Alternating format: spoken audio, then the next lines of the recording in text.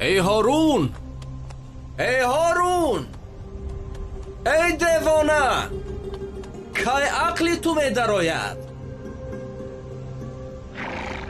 من دیوانم یا تو؟ البته که تو دیوانه ای.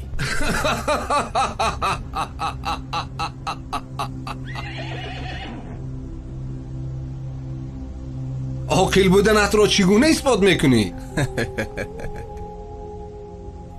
من میدونم که قصرهای با حشمت تو ابدی نیست، اما حیات آخرت ابدی است. من برای آخرت آمادگی میبینم.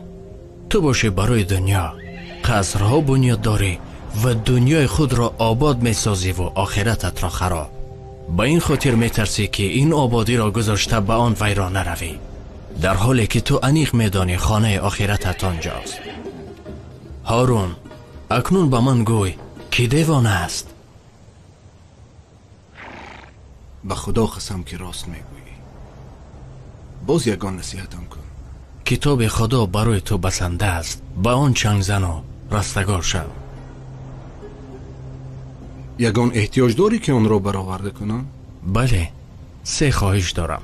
اگر تو آنها را برایم اجرا کنی از تو سپاسگزار خواهم شد. بگو. عمرم را دراز کن. من نمیتوانم. مرا از چنگ عزراییل نجات ده.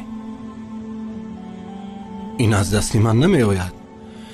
پس مرا وارد بهشت ساز و از دوزخ نجاتم ده. من قدرت این را ندارم. این طور که باشد تو غلام هستی نه شاه، و من از غلامان حاجت نمی پرسم.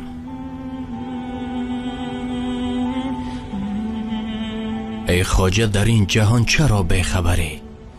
روزان و شبان در طلب سیم و زری. سرمایه تو از این جهان یک کفن است، آن هم به گمان است که بری یا نبری.